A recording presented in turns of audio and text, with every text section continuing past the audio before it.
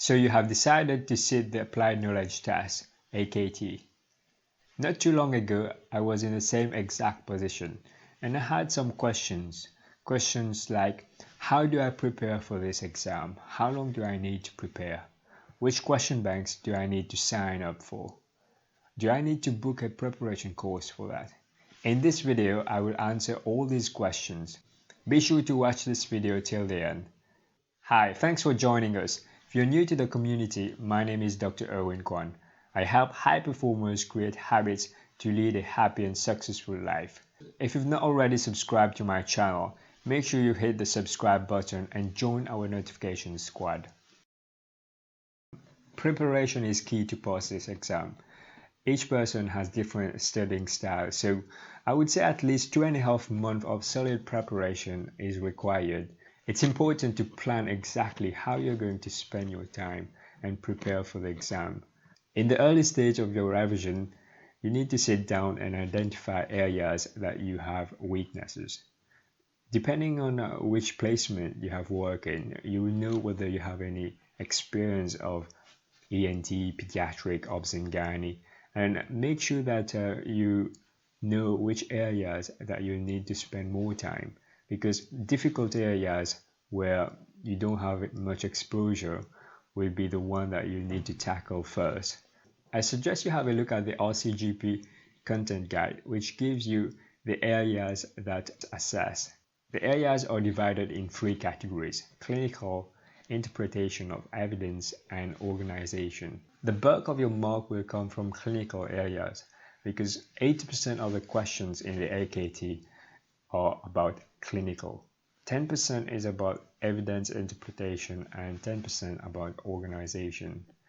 Although it's important to cover evidence interpretation and organization, make sure that you have the priority set so that you're focusing mainly on clinical. When it comes to question banks, I get a lot of questions about which question bank should I use. My thoughts on question banks are: you need to have a variety of questions and different styles of question, and the way you get that is to use at least 2 question banks. So it's very important to know that when you're using a question bank, once you have finished answering all the questions, there's no point repeating the question that you've answered correctly, because you'll waste your time. You need to move on to a different question bank and answer the new questions. You need to have new questions to exercise your active recall so that you have this consolidation of your knowledge. If you keep answering the same question, you won't be working your active recall properly. So that's one thing about question bank.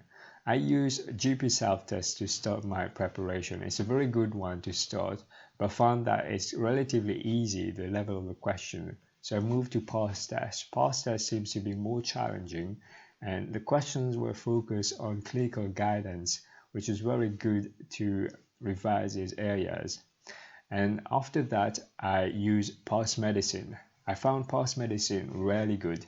It had a lot of questions which were relevant to the point, and I found that revising through past medicine helped me to consolidate a lot of my knowledge. Another important thing is to get used to the time frame you will have during the test. So when you're using these question banks, make sure that you set a time limit so that you get used to answering this question in a short period of time. Because in the AKT test, you won't have the luxury of thinking, going back again to the question.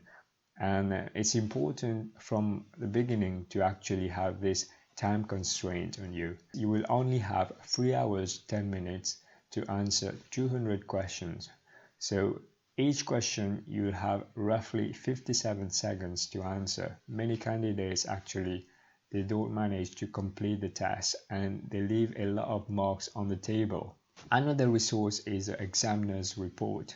In the examiner's report, you have specific feedback on how candidates have done in the past and what are the questions where they have struggled. What you will find is that there are topics that keep recurring, topics like contraception, immunization, DVLA.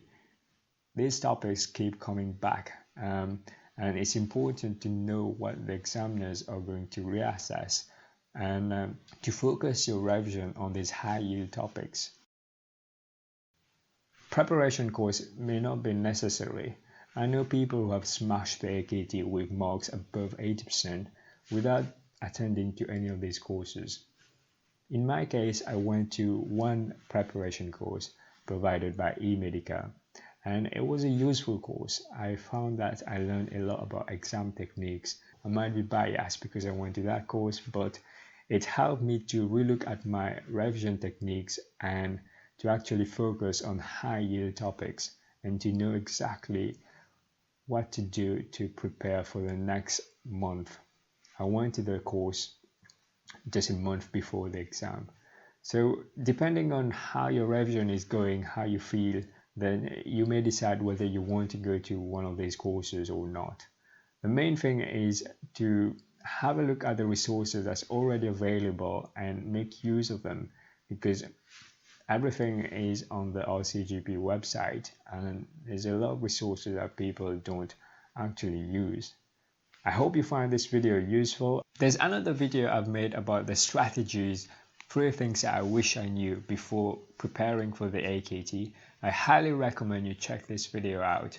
I wish you all the best in your preparation. If you have any further questions, send me a message on Instagram at SuccessinsightsTV. Be sure to subscribe to my channel so you don't miss any future videos. If you found this video useful, give it a like and please consider sharing with somebody you know might benefit from it.